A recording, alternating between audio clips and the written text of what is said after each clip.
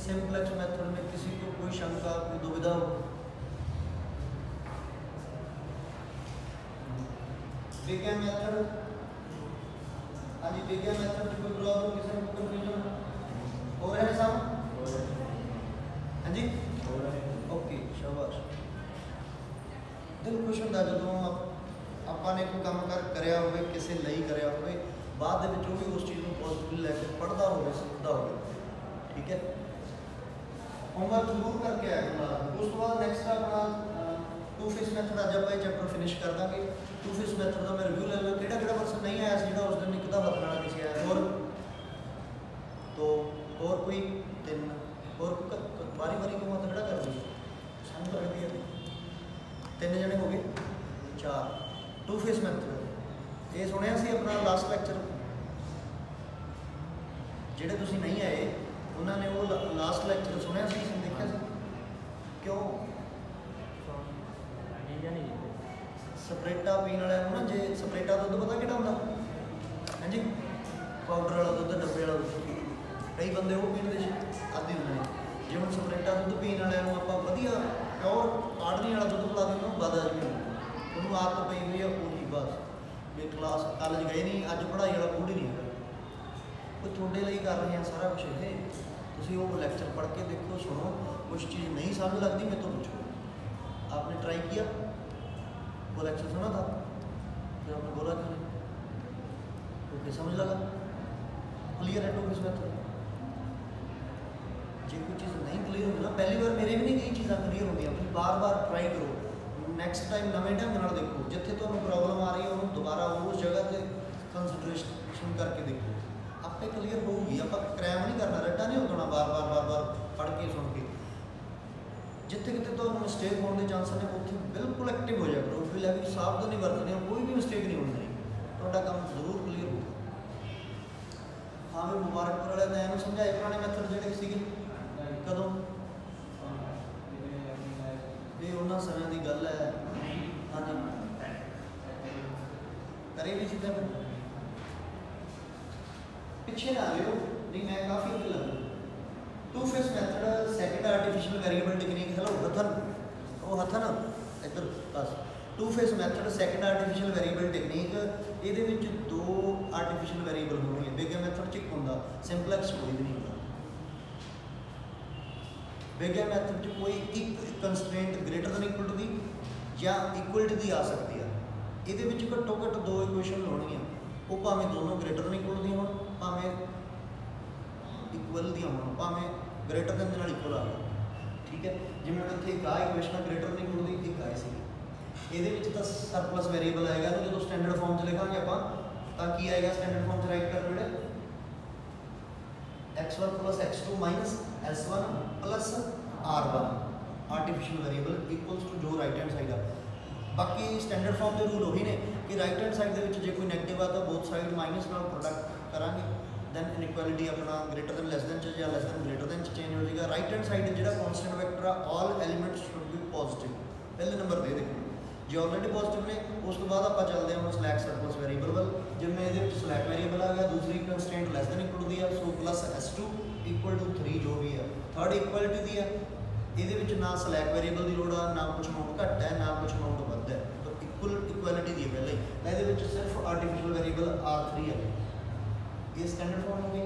उस तो बाद एक गल मैं बिग ये भी दसी सी बिग एम मैथड की, कि बिग एम मैथड वे तुसीं की काम करना, ਜਿਹੜੀਆਂ ਕੰਸਟ੍ਰੇਂਟਸ ਦੇ ਵਿੱਚ r1 ਜਾਂ r2 ਜਾਂ r3 आया है, मैक्सीमम की प्रॉब्लम वे ऑब्जेक्टिव फंक्शन के विचों MRI सबट्रैक्ट कर देना, जे मिनीमम की प्रॉब्लम आ ऐड कर देना, वो रूल हो गया। पहला स्टैंडर्ड प्राइमल प्रॉब्लम को स्टैंडर्ड फॉर्म के राइट आउट कर लिया, उस तो बाद आप चलते हैं टू फेस मैथड के।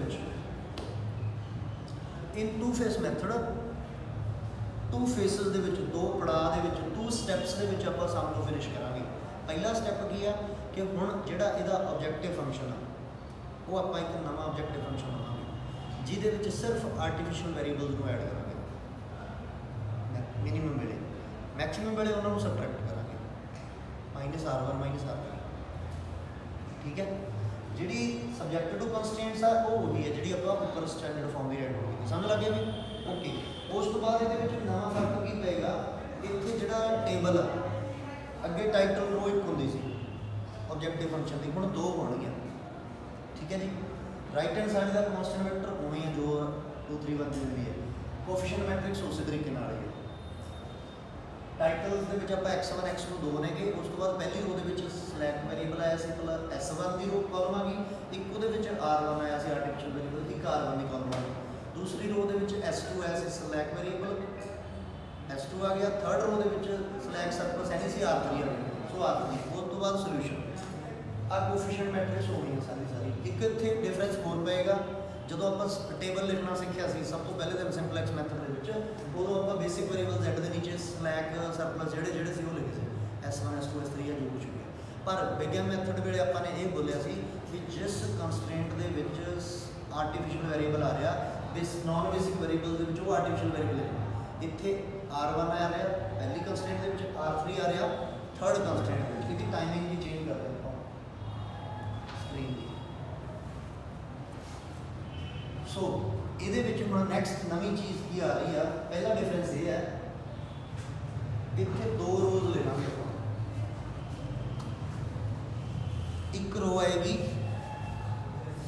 फेस 1 के ऑब्जेक्टिव फंक्शन, फेस 1 का ऑब्जेक्टिव फंक्शन की है r1 ते r1 प्लस r3, उन्होंने साइन चेंज करके पहली रो लिखती ना ये ऑब्जेक्टिव फंक्शन। स्क्रीन लेके जावा डिस्प्ले किस समझ लग रहा, थोड़ी जी फ्लैश बैक के मैमोरी मौजूद रख लिया करो 2-3 सेकंड की। एक लाइव पिक्चर्स, एक पिक्चर्स होंगे ने, एक लाइव पिक्चर्स होंगे ने। पिक्चर्स के की होंगे तुम फोटो खिंच ली, कोई इधर देख रहा हो इधर देखने की आ रही है, किसी अखा बंद ने तो बंद ही आ रही ने। एक फोटोग्राफर्स के कोले या जोड़े अपर मॉडल के फोन ने उन्होंने लाइव पिक्चर्स का वो होंगे, वो 2-3 सेकंड की मूवमेंट कैप्चर कर लेंगे भी, जो किसी अखा इधर उधर ने आप सैट कर लेंगे इधर उधर ले जाके, ठीक है। तुम लाइव पिक्चर जी थोड़ी कैप्चर कर लिया क्योंकि उपर ऑब्जेक्टिव फंक्शन की सीगा, हुण ऑब्जेक्टिव फंक्शन सी r1 ते r3 और कोई वेरीएबल नहीं सी, तो पहली रो दे विच की आ रहा -r1 ते -r3। उस तो बाद इहदी जिहड़ी आ दूसरी रो है किस तरह बनेगी, एक तो ऑब्जेक्टिव फंक्शन जिहड़ा हुण दा ऑब्जेक्टिव फंक्शन आ फेस 1 का, हाँ जी की कह रहे r1 ते मैं दस रहा एक हुण दा ऑब्जेक्टिव फंक्शन वाली पहली रो प्लस उन्हां कंस्ट्रेंट्स दी रो, उन्हां कंस्ट्रेंट्स दी रो जिन्हां दे विच आर्टिफिशियल वेरीएबल आया, तो हुण दा ऑब्जेक्टिव फंक्शन आ भी 0 0 0 1 जिहड़ा भी -1 वो लवांगे, प्लस पहली और तीसरी रो लवांगे। जिवें इहदे विच की आ 0 आ, एक पहली दे विच 1 आ रहा है, एक कोरस्पोंडिंग 1 आ रहा है, सो इत्थे हल्का जिहा प्लेस पा के लिख लो 0 + 1 + 1। आ हुण दा आ 0 होंगे ऑब्जेक्टिव फंक्शन की रो, आ 1 आ रहा है पहली रो च, आ 1 आ रहा है थर्ड रो के, इन्होंने ऐड करके नवी रो बना, ठीक है जी। फॉर द कोई होर दस देना जिन्हें ये की सी -1 सी, एक आ वाला 1 आऊगा, एक आ 0, ये ऐड करके आ गया 0, इस तरीके बना ली। दूसरी रो बना ली, हुण तुसीं सिंपलेक्स मैथड च वापस आ गए, हुण तुसीं अपने आप कर सकते हो। सर तुसीं कहोगे जी हुण तुसीं साइड ते हो जाओ, लो जी मैं हुण अगे मैं जाके अगे समझा देना, इदां दा तुहाडे च कॉन्फिडेंस होना चाहिए। हुण वही काम जे मैक्सीमम की प्रॉब्लम होंगी तो मोस्ट नैगेटिव एंटर होंगे, जो मिनीमम की प्रॉब्लम होंगी तो मोस्ट पॉजिटिव। हूँ मिनीमम की प्रॉब्लम आ मोस्ट पॉजिटिव 2 आ, ये एंटर होगा, सोल्यूशन 2 3 1 आ, उसके नीचे कॉरस्पोंडिंग एलीमेंट्स रखांगे, जिन्हें मिनीमम दिता वो सिलेक्टेड हो सराउंडेड क्वांटिटी है, तो वो कॉरस्पोंडिंग एग्जिट हो जाएगा। इन्हें x1 ने एंटर किया, इतने अगले नैक्सट स्टैप के टेबल च x1 आ जाएगा। हूँ इस सिलेक्टेड अकाउंट की जगह पर आपने 1 बनाना आ, ऑलरेडी 1 बनया पाया गुड, वो उपर 0 बनाना, इस रो को पाइवट रो या की रो मानते हुए कर सकते हो, काम इतने टाइम वेस्ट करने की लोड़ नहीं। नैक्सट स्टैप के फिर देखो मिनीमम की प्रॉब्लम है जी मोस्ट पॉजिटिव एंटर हो, ये एंटर होगा 2 सॉरी x2, तो ये x2 एंटर होएगा, तो सोल्यूशन कितना कॉरस्पोंडिंग ये कॉरस्पोंडिंग है 1 2 1, तो 1 2 1 के नीचे की लिखांगे आप 2 2 ते 4, 1 2 2 4 -1 तो कैंसिल हो गया, 1 2 है, सो इतने 1 के नीचे 2 आ रहा, इतने 2 के नीचे 4 आ रहा। देखो ये सोल्यूशन कितना 1 2 1, सो मैं इतने लिखना 1 2 1, ये कॉरस्पोंडिंग एलीमेंट्स किहड़े ने 2 4 और -1 आता, नेगलैक्ट हो गया कि ना आ रहा 1/2 आ कितना आ रहा 1/2 मैं दसिया होया जे ਇਹੋ ਜਿਹੇ ਹਾਲਾਤ ਆਪਾਂ ਦਾ ਕੀ ਕਰਨਾ ਐਨੀਮਨ ਦੱਸ ਸਕਦਾ ਜੀ ਫਸਟ ਨੂੰ ਪਾਵਾਂਗੇ ਹਾਂਜੀ ਫਸਟ ਨੂੰ ਪ੍ਰੈਫਰ ਕਰਾਂਗੇ ਨਹੀਂ ਦੋਨਾਂ ਚੋਂ ਇੱਕ ਨੂੰ ਚੂਜ਼ ਕਰ ਲਓ ਹਾਂ ਦੋਨਾਂ ਚੋਂ ਕਿਸੇ ਇੱਕ ਨੂੰ ਸਿਲੈਕਟ ਕਰ ਲਓ ਕੋਈ ਇਸ਼ੂ ਨਹੀਂ ਠੀਕ ਹੈ ਕੋਈ ਇਸ਼ੂ ਨਹੀਂ ਪਰ ਕੋਸ਼ਿਸ਼ ਕਰੋ ਆਰਟੀਫੀਸ਼ੀਅਲ ਵੈਰੀਏਬਲ ਬਾਹਰ ਹੋ ਸਿਸਟਮ ਇੱਥੇ ਐਡ ਹੋਏ ਸੀ ਮੌਕੇ ਦੇ ਹਿਸਾਬ ਨਾਲ ਰੂਲ ਚੇਂਜ ਹੁੰਦੇ ਰਹਿੰਦੇ ਆ ਚੇਂਜ ਨਹੀਂ ਹੁੰਦੇ ਉਹ ਸਿਚੁਏਸ਼ਨ ਦਾ ਦੇਖਣਾ ਜੇ ਆਪਾਂ ਸਿੰਪਲੈਕਸ ਜਾਂ ਬਿਗਨ ਚ ਹੁੰਦੇ ਸਿੰਪਲੈਕਸ ਹੁੰਦੇ ਉੱਥੋਂ ਕੋਈ ਇਸ਼ੂ ਨਹੀਂ ਸੀ ਮੈਂ ਇਹਨੂੰ ਵੀ ਸਿਲੈਕਟ ਕਰ ਸਕਦਾ ਸੀ ਇਹਨੂੰ ਸਿਲੈਕਟ ਕਰ ਸਕਦਾ ਪਰ ਹੁਣ ਮੇਰੀ ਇੱਥੇ ਆਪਸ਼ਨ ਇਹ ਹੈ ਕਿ ਮੈਂ ਆਰਟੀਫੀਸ਼ੀਅਲ ਵੈਰੀਏਬਲ ਸਿਸਟਮ ਨੂੰ ਬਾਹਰ ਕੱਢਦਾ ਫੇਸ 2 ਚ ਆਰਟੀਫੀਸ਼ੀਅਲ ਵੈਰੀਏਬਲ ਨਹੀਂ ਲੈ ਕੇ ਜਾਣੇ ਤਾਂ ਆਪਾਂ ਪ੍ਰੈਫਰੈਂਸ ਇਹਨੂੰ ਦਵਾਂਗੇ ਕਿਹੜੇ ਹਿਸਾਬ ਨਾਲ ਕਹਿੰਦਾ ਸੀ ਪਹਿਲੇ ਨੂੰ ਪ੍ਰੈਫਰੈਂਸ ਆਈ ਕਹਦੇ ਵੀ ਆਹੀ ਦੇਖਿਆ ਸੀ ਇੱਜ਼ਤ ਹੀ ਰਹਿ ਜੂਗੀ ਆਈ ਕਹਦੇ ਵੀ R1 ਨੂੰ ਰਿਮੂਵ ਕਰਨਾ ਥੋੜੀ ਇੱਜ਼ਤ ਰਹਿ ਜੂਗੀ ਓਕੇ ਇੱਕ ਐਂ ਨਹੀਂ ਸਮਝਾ ਵੀ ਜੈਡ ਦੀ ਫਸਟ ਲਾਈਨ ਨਹੀਂ ਯੂਜ਼ ਕਰਨੀ ਹਾਂਜੀ ਇੱਕ ਐਂ ਨਹੀਂ ਸਮਝਾ ਵੀ ਜੈਡ ਦੀ ਫਸਟ ਲਾਈਨ ਨਹੀਂ ਯੂਜ਼ ਕਰਨੀ ਹਾਂ ਵਧੀਆ ਗੱਲ ਹੈ ਕੋਈ ਸੁਝਾਅ ਹੁੰਦਾ ਮੈਂ ਬਹੁਤ ਅਸੈਪਟ ਕਰਦਾ ਤੁਹਾਨੂੰ ਪਹਿਲਾਂ ਵੀ ਦੱਸਿਆ ਸੀ ਆਲੋਚਨਾ ਮੈਂ ਬਹੁਤ ਚੰਗੇ ਤਰੀਕੇ ਨਾਲ ਸਵੀਕਾਰ ਕਰਦਾ ਆਲੋਚਨਾ ਨਹੀਂ ਕੋਈ ਸੁਝਾਅ ਦਿੰਦਾ ਇਹ ਕਹਿੰਦਾ ਜੀ ਵੀ ਐਂ ਵੀ ਦੱਸ ਦਿਓ ਹੱਥ ਵਾਲੇ ਨੂੰ ਪਤਾ ਨਹੀਂ ਲੱਗਣਾ ਪਹਿਲੀ ਰੋਲ ਤਾਂ ਵਰਤਣੀ ਨਹੀਂ ਹੈਗੀ ਅਗਲੀ ਵਾਰ ਤੋਂ ਪਹਿਲੀ ਰੋਲ ਲਿਖਣੀ ਨਹੀਂ ਸਿਰਫ ਆਪਾਂ ਸੈਕਿੰਡ ਰੋਲ ਨਾਲ ਹੀ ਅੱਗੇ ਆਪਰੇਟ ਕਰਨਾ ਸਮਝ ਲੱਗ ਰਿਹਾ ਵੀ ਐਨੀ ਉਸ ਤੋਂ ਬਾਅਦ ਜਦੋਂ ਦੇਖ ਲਾਂਗੇ ਵੀ ਸਾਰੇ ਮੋਸਟ ਪੋਜ਼ਿਟਿਵ ਕੋਈ ਵੀ ਨਹੀਂ ਬਚਿਆ ਜਾਂ ਤਾਂ ਨੈਗੇਟਿਵ ਨੇਗੇ ਜਾਂ ਜ਼ੀਰੋ ਨੇਗੇ ਉੱਥੇ ਆ ਕੇ ਆਪਣਾ ਫੇਸ 1 ਸਟਾਪ ਹੋ ਜਾਏਗਾ ਹੁਣ ਆਰਟੀਫੀਸ਼ੀਅਲ ਵੈਰੀਏਬਲ ਨਹੀਂ ਆਪਾਂ ਨਾਲ ਲੈ ਕੇ ਜਾਣੇ ਉਹ ਰਿਮੂਵ ਹੋ ਚੁੱਕੇ ਮੈਂ ਨਾ ਸੋਲਵ ਕਰਨ ਵੇਲੇ ਆਪਰੇਸ਼ਨਸ ਨੇ ਨਹੀਂ ਲਿਖ ਰਿਹਾ ਕਿਹੜੀ ਰੋ ਪਾਈਵਟ ਰੋ ਆ ਕਿਹੜੀ ਕੀ ਆ ਕਿਉਂਕਿ ਮੈਂ ਔਰਲੀ ਕਰ ਰਿਹਾ ਕੰਮ ਮੈਨੂੰ ਪਤਾ ਆ ਪਰ ਤੁਸੀਂ ਦੂਸਰੇ ਨੂੰ ਕਿਸੇ ਨੇ ਤੁਹਾਡਾ ਪੇਪਰ ਚੈੱਕ ਕਰਨਾ ਹੋ ਕੋਈ ਕੁਐਸਚਨ ਨਾ ਉਹਦੇ ਮਨ 'ਚ ਜੇ ਡਾਊਟ ਨਾ ਹੋਵੇ ਹਰ ਇੱਕ ਚੀਜ਼ ਲਿਖ ਦਿਓ ਇਹ ਕੀ ਰੋ ਆ ਬ੍ਰੈਕਟ 'ਚ ਉਹਨੂੰ ਪਾਈਵਟ ਰੋ ਕਹਿ ਦਿਓ ਉਸ ਤੋਂ ਬਾਅਦ ਜਿੱਥੇ ਜਿੱਥੇ ਜਿਹੜੀ ਰੋ ਦੀ ਆਪਰੇਸ਼ਨ ਹੋਣਾ ਉਹ ਅੱਛੇ ਤਰੀਕੇ ਨਾਲ ਡਿਸਕ੍ਰਾਈਬ ਕਰ ਦਿਓ ਆਪਰੇਸ਼ਨਸ ਕੀ ਹੈਗੀ ਮੈਂ ਤਾਂ ਟੇਬਲ ਨਾਲ ਹੀ ਡਰਾ ਕਰ ਰਿਹਾ ਠੀਕ ਹੈ ਪਰ ਵਧੀਆ ਰਹੂਗਾ ਤੁਸੀਂ ਅਲੱਗ-ਅਲੱਗ ਕਰਕੇ ਕਰ ਲਓ ਚਾਹੇ ਜਾਂ ਇੱਧਰ ਰਾਈਟ ਸਾਈਡ ਤੇ ਸਪੇਸ ਹੀ ਰੱਖ ਲਓ ਥੋੜੀ ਜਿਹੀ ਖਾਲੀ ਹੋਊਗੀ ਤੁਹਾਨੂੰ ਤਾਂ ਸ਼ੀਟ ਪੇਪਰ ਵਾਲੀ ਥੋੜੀ ਜਿਹੀ ਰਾਈਟ ਸਾਈਡ ਤੇ ਖਾਲੀ ਜਗ੍ਹਾ ਰੱਖ ਲਓ ਤਾਂ ਕਿ ਆਪਾਂ ਉੱਥੇ ਆਪਰੇਸ਼ਨ ਵਗੈਰਾ ਲਿਖ ਸਕੀਏ ਜੇ ਬਾਈ ਚਾਂਸ ਗਲਤ ਹੋ ਗਿਆ ਨਾ ਇਹਦਾ ਸਾਹਮਣੇ ਚੋਂ ਗਲਤੀ ਲੱਭਣ ਦੀ ਕੋਸ਼ਿਸ਼ ਨਾ ਕਰੋ ਕਿ ਸਹੀ ਪਤਾ ਨਹੀਂ ਲੱਗਣਾ ਆਪਾਂ ਨੂੰ ਪਹਿਲੀ ਵਾਰ ਚ ਕ੍ਰਾਸ ਲਾ ਕੇ ਦੁਬਾਰਾ ਤੋਂ ਸੋਲਵ ਕਰ ਲਓ ਜਲਦੀ ਸੋਲਵ ਹੋ ਜਾਊਗਾ ਕਿਉਂਕਿ ਬਹੁਤੇ ਆਪਰੇਸ਼ਨ ਤਾਂ ਤੁਸੀਂ ਉੱਪਰ ਲਾ ਹੀ ਚੁੱਕੇ ਉਹਨਾਂ ਨੂੰ ਚੈੱਕ ਕਰਦੇ ਰਹੋ ਨਾਲੇ ਲਿਖਦੇ ਰਹੋ ਬਹੁਤ ਜਲਦੀ ਸੋਲਵ ਹੋ ਜਾਊਗਾ ਘਰ ਵੀ ਜੇ ਕੋਈ ਸਮ ਕਰ ਰਹੇ ਹੋ ਨਹੀਂ ਸੋਲਵ ਹੋ ਰਿਹਾ ਤਾਂ ਕ੍ਰਾਸ ਲਾ ਕੇ ਦੁਬਾਰਾ ਕਰ ਲਓ ਆਪਰੇਸ਼ਨ ਦੀ ਹੈਲਪ ਲੈ ਲਓ ਨਾਲੇ ਚੈੱਕ ਕਰਦੇ ਰਹੋ ਕਿ ਮਿਸਟੇਕ ਕਿੱਥੇ ਹੈ ਹਾਂਜੀ ਦੂਜੇ ਸ਼ਰਤ ਵਿੱਚ ਮਿਸਟੇਕ ਲੱਗ ਗਈ ਜੀ ਮੇਰੀ ਉਹ ਹੋਊਗੀ ਤਾਂ ਮੈਂ ਵੈਸੇ ਹੀ ਲਿਖ ਲਵਾਂਗੀ ਲਓ ਜੀ ਹੁਣ ਫੇਸ 2 ਦੀ ਗੱਲ ਕਰ ਰਹੇ ਹਾਂ ਆਪਾਂ ਫੇਸ 2 ਦੇ ਵਿੱਚ ਟੇਬਲ ਦੇ ਵਿੱਚ ਆਰਟੀਫੀਸ਼ੀਅਲ ਵੈਰੀਏਬਲ ਨਹੀਂ ਹੋਣਗੇ ਆਰਟੀਫੀਸ਼ੀਅਲ ਵੈਰੀਏਬਲਸ ਦੀਆਂ ਕਾਲਮਸ ਨਹੀਂ ਹੋਣਗੀਆਂ ਤੁਸੀਂ ਦੁਬਾਰਾ ਤੋਂ ਟੇਬਲ ਡਰਾ ਕਰਨਾ ਆ ਜਿਹਦੇ ਵਿੱਚ ਬੇਸਿਕ ਤੇ ਨਾਨ ਬੇਸਿਕ ਵੈਰੀਏਬਲ ਹੋਣਗੇ ਸੋਲੂਸ਼ਨ ਉਹੀ ਲੈਣਾ ਜਿਹੜਾ ਪਹਿਲਾ ਵਾਲਾ ਫੇਸ 1 ਦਾ ਜੋ ਆਇਆ ਹੈ ਪ੍ਰੀਵੀਅਸ ਕੀ ਆਇਆ 1/2 0 ਤੇ 3/2 ਸੋ 1/2 0 ਤੇ 3/2 ਲਵਾਂਗੇ ਆਹ ਸੋਲੂਸ਼ਨ ਹੋ ਲੈਣਾ ਹੈ ਹਾਂਜੀ ਹੁਣ ਦੱਸੋ ਕਿਸ ਨੇ ਇਹਦੇ ਵਿੱਚੋਂ ਪੜਿਆ ਹੋਵੇ ਕਿ ਕੀ ਕੰਮ ਕਰਨਾ ਵੀ ਨੈਕਸਟ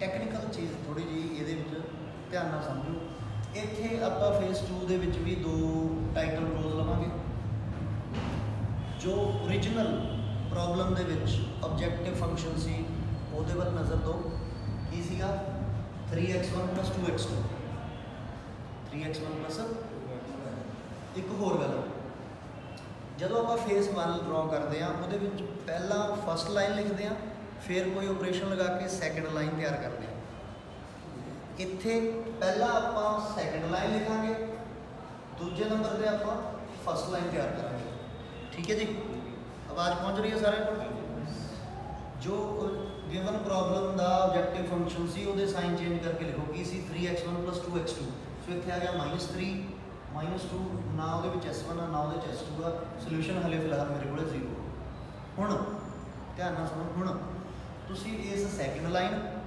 ਅਤੇ ਸੂਟੇਬਲ ਆਪਰੇਸ਼ਨ ਲਗਾਉਣਾ ਸੈਕੰਡ ਲਾਈਨ ਅਤੇ ਕੋਈ ਸੂਟੇਬਲ ਆਪਰੇਸ਼ਨ ਇੱਕੋ ਵਾਰ 'ਚ ਸੈਕੰਡ ਲਾਈਨ ਅਤੇ ਸੂਟੇਬਲ ਆਪਰੇਸ਼ਨ ਲਗਾਓ ਤਾਂ ਕਿ ਆਹ ਜਿਹੜੇ ਕਨਸਟੈਂਟਸ ਨੇਗੇ ਜਾਂ ਸੌਰੀ ਇਹ ਵੈਲਿਊਜ਼ ਨੇਗੀਆਂ ਜਿਹੜੀਆਂ ਇਹ ਜ਼ੀਰੋਜ਼ ਬਣ ਜਾਣ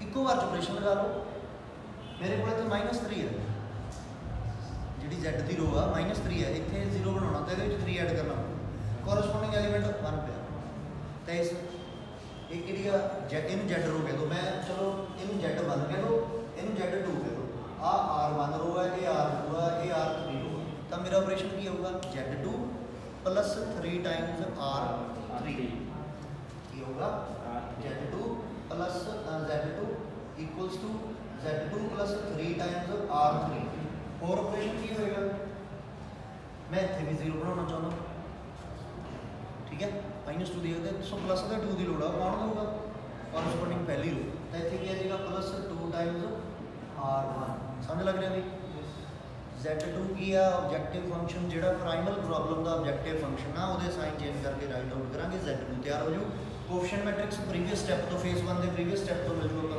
सारी कोएफिशिएंट मैट्रिक्स उस तो बाद हुण आपां इस तरीके नाल कोई ऑपरेशन लगावांगे हाँ इस तरीके नाल कोई ऑपरेशन लगावांगे कि जिहड़े आ बेसिक वेरीएबल्स ने उन्हां दी टाइटल रो दे विच 0 बन जावे ठीक है जी समझ लग रहा सारे ओके सो ये ऑपरेशन लगाउण तो बाद हुण आपां Z1 लैके चलांगे फेज 2 फेज 1 दे विच उलट सी उत्थे पहला Z1 राइट आउट की सी फिर कुछ सूटेबल ऑपरेशन लगा के Z2 तैयार की सी फिर इन्हां दे दसन दे मुताबिक आपां Z2 नूं ही लैके अगे वधे सी उहदे नाल ही ऑपरेट करिया इत्थे पहला आपां Z2 राइट आउट करते हैं फिर कोई सूटेबल ऑपरेशन लगा के Z1 तैयार करते हैं हुण Z1 नाल ही अगे ऑपरेट होएगा अगे की करना हुण आपां सिंपलेक्स मैथड 'च वापस आ गए मैक्सिमम की प्रॉब्लम वेले मोस्ट नैगेटिव एंटर होगा मिनिमम की प्रॉब्लम वेले मोस्ट पॉजिटिव एंटर होगा हो सकता कि कोई बेसिक भी एग्जिट हो जाए कोई इशू हम आप सिंपल एक्स मैथड के रूल को फॉलो करना सो इस टाइटल रो के Z1 के मिनीमम की प्रॉब्लम है मिनीमाइजेशन की ये कोई भी पॉजिटिव नहीं है सो कोई एंटर नहीं कर रहा इतनी स्टॉप हो सकता 2-3 स्टैप इतने अगे बढ़ जाता वो तो सिचुएशन पर डिपेंड करता तब लो जी अपना सोल्यूशन आ चुके हैं x1 की वैल्यू हैगी है जी 3/2 x2 की वैल्यू हैगी है 1/2 सो इन्होंने दोनों को राइट आउट करो ओरिजिनल ऑब्जेक्टिव फंक्शन भर दो ऑब्जेक्टिव फंक्शन की सीगा 3x1 प्लस 2x2 सो 3 टाइम्स x1 की वैल्यू आ रही है 3/2 प्लस 2 टाइम्स x2 की वैल्यू आ रही है 1/2 ठीक है सो 3 3 है 9/2 प्लस 2/2 9 प्लस 2 11/2 आ गया सो आ सोल्यूशन 11/2 लिखा जाए ठीक है यही अपना आंसर ये 2 फेज मैथड है कोई कन्फ्यूजन सिंपलेक्स दे विच बिगन दे विच या 2 फेज मैथड दे विच हां जी ओके नेक्स्ट स्टेटमेंट तुहानू वैसे ग्रुप दे विच पा दांगा मैं जिवें मान लो आ स्टेटमेंट है ਇਹਦੇ ਵਿੱਚ ਇੱਕ ਇਹ ਗ੍ਰੇਟਰ ਦਿੰਦੀ ਹੈ ਇੱਕ ਇਹ ਗ੍ਰੇਟਰ ਦਿੰਦੀ ਹੈ ਸੋ ਦੋਨਾਂ ਦੇ ਵਿੱਚ -s1 plus r1 -s2 plus r2 ਹਲੇ ਤਾਂ ਮੈਂ ਸਟੈਂਡਰਡ ਫਾਰਮ ਲਿਖੀ ਹੈ ऑब्जेक्टिव फंक्शन यही लिखा ठीक है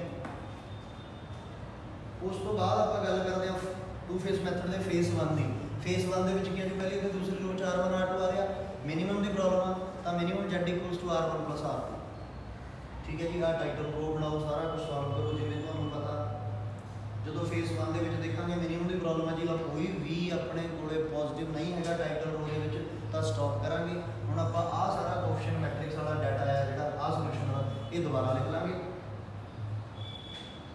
एक Z1 है एक Z2 है Z2 होगा ओरिजिनल ऑब्जेक्टिव फंक्शन है जिहड़ा 4x1 3x2 प्लस 9x3 ਉਹਦੇ साइन चेंज करांगे इत्थे लिखांगे हुण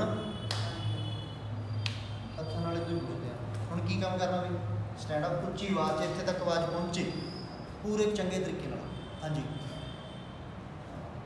Z2 ਦੇ ਵਿੱਚ एंट्रीज लिख लईਆਂ ऑब्जेक्टिव फंक्शन तो Z1 ਦੇ ਵਿੱਚ 0 ਬਣਾਉਣੀਆਂ ਨੇਗੀਆਂ जिथे किते नॉन जीरो एलीमेंट पे ने सामने वाले कुछ करो की हेल्प लैनी है इस गल को किवें डिस्क्राइब करेंगे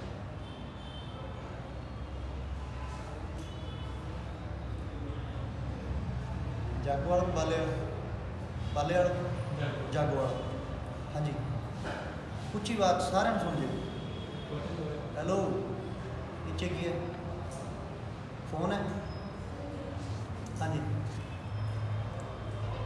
मनप्रीत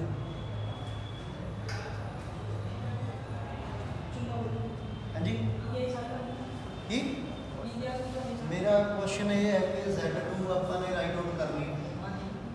ਇੱਥੇ Z1 ਕਿਵੇਂ ਰਾਈਟ ਆਊਟ ਹੋਵੇ?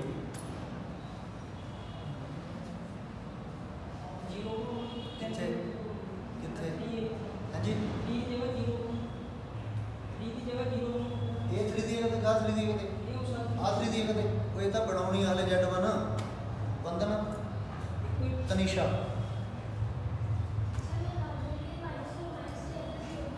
ਹਾਂਜੀ -3 -4 -3 -9 ਜ਼ਰੂਰੀ ਨਹੀਂ ਹੈਗਾ ਵੀ ਸਾਰਿਆਂ ਦੇ ਜ਼ੀਰੋ ਬਣਾਵਾਂਗੇ।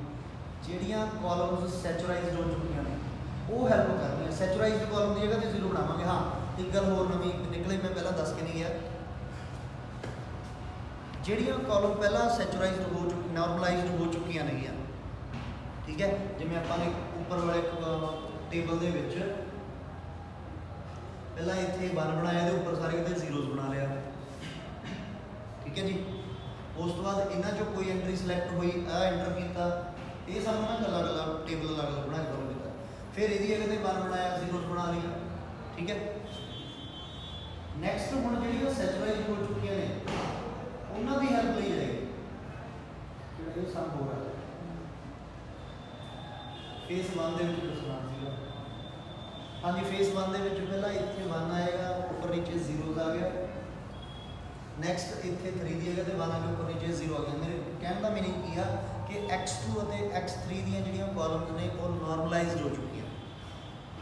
ਹੁਣ ਨਾਰਮਲਾਈਜ਼ਡ ਹੋਣ ਦਾ ਮੀਨਿੰਗ ਕੀ ਆ ਕਿ ਕਿਸੇ ਨਾ ਕਿਸੇ ਡਾਇਗਨਲ ਐਲੀਮੈਂਟ ਤੇ 1 ਆ, ਬਾਕੀ ਉੱਪਰ ਨੀਚੇ ਸਾਰੇ ਕਿਤੇ 0 ਆ।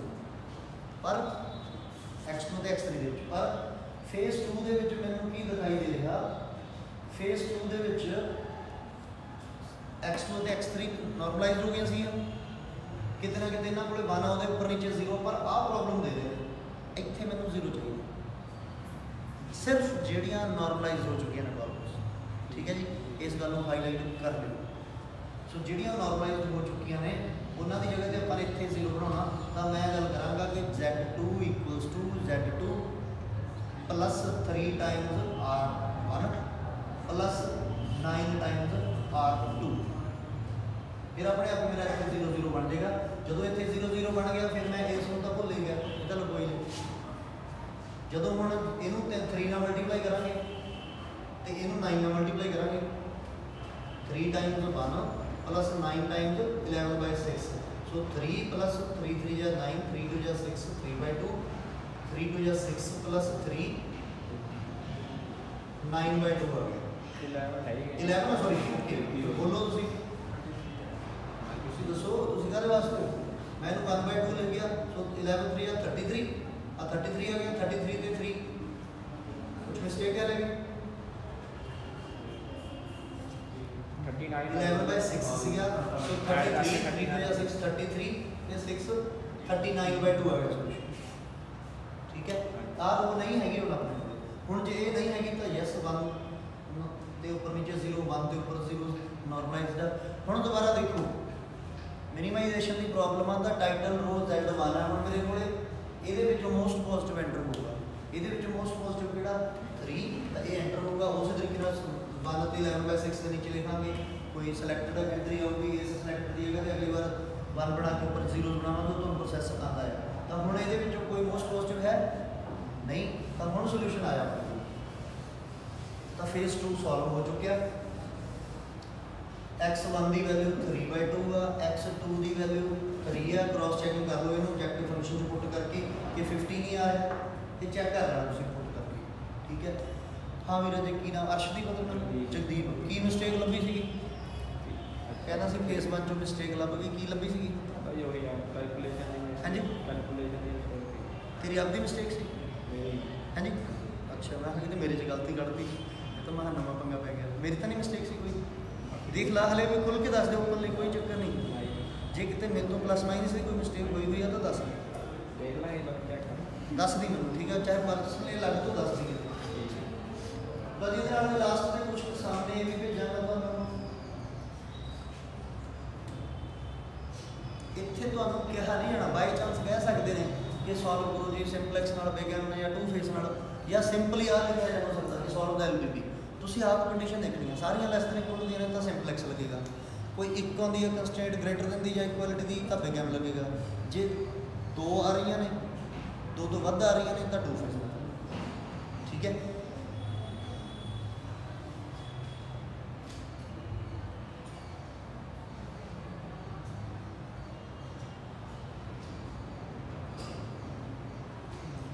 कुछ ना एक्सैप्शनल केसेस ने इन्हां दी स्टेटमेंट्स नहीं है, तो PDF फाइल भी जो मिल जूगी या तुसीं इधरों स्क्रीन तो देख सकते हो। ये नाल दे नोट्स लिखे हुए हैं, हर एक गल डिस्क्राइब की हुई है पंजाबी दे विच, इंग्लिश दे विच, ठीक है। तुसीं पढ़ के अपने आप केस कर लेना, वो तो जस्ट सप्लीमेंट्री एक्सरसाइज है।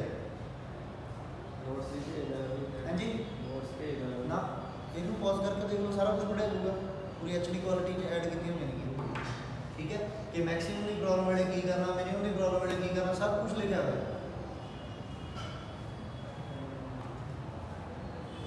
हाँ, एक्सेप्शनल केस की है, we can not go to phase 2 with the artificial variable. So ਇਹੋ ਜਿਹੇ केस ਦੇ ਵਿੱਚ ਸੋਲੂਸ਼ਨ ਡਸ ਨਾਟ ਐਗਜ਼ਿਸਟ ਜਾਂ ਨਾਨ ਐਗਜ਼ਿਸਟਿੰਗ ਸੋਲੂਸ਼ਨ।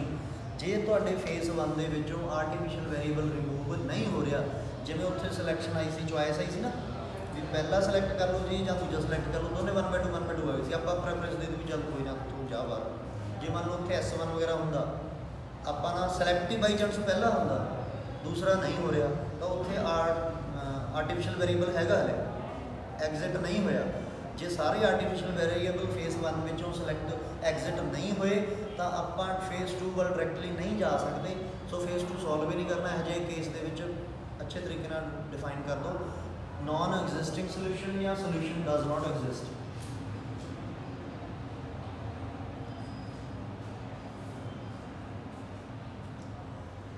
कोई वेरीएबल एंटर तो कर रहा बट एग्जिट नहीं कर रहा, कि चॉइसेस दे विच सारे या तो नैगेटिव वाले ने या तो सारे ही नैगेटिव वाले ने। जिवें हुण इत्थे आ -5/2 है, या तो कोई 0 है सोल्यूशन के नीचे, कोई नैगेटिव आ, तो एग्जिट नहीं कर रहा, अपना प्रोसैस कंप्लीट नहीं हो रहा, कोई एंट्री सराउंड ही नहीं होनी, उसकी जगह पर 1 ही नहीं बनना।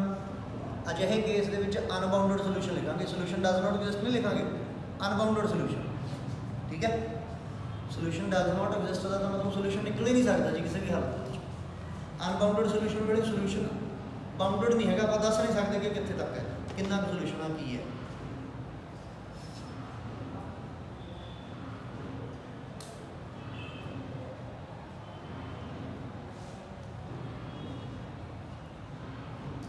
बाकी डीजनरेसी दी प्रॉब्लम्स नहीं है, मैं देख लेना तो सिलेबस के डीजनरेट देखिए बड़ा थोड़े को बुक बाई चांस को ले आऊँगा, देखिए मैनू ना पढ़ा, तू आप ही चेक कर, सिंपलेक्स मैथड है, बिग मैथड है, 2 फेस मैथड है, उसके बाद भी कोई एक्स्ट्रा गल की हुई है।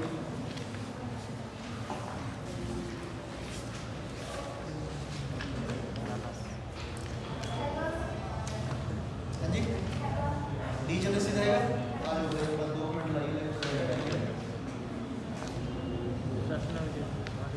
हाँ जी, बस साइलेंट कंसनट्रेट करो बोर्ड पे। ऑब्जेक्टिव फंक्शन दिता होया जी, उस तो बाद इस डीजनरेसी सिंपलेक्स के विच बिग एम किसी भी हो सकती है। जिवें हाँ जी 12-10 हो गए, 1 मिनट बस। ये सर स्लैक वेरीएबल आ गया, ये स्लैक वेरीएबल आ गया, आप सॉल्व कर रहे हैं, स्टैंडर्ड फॉर्म के राइट आउट कर लिया, उस बाद सॉल्व करना शुरू करके ये एंटर कर रहे हैं, कोई एग्जिट कर रहे हैं, ठीक है जी, नेक्स्ट भी एवं हो गया, एंटर करके एग्जिट हो गया, उस बाद थर्ड आ गया। थर्ड दे विच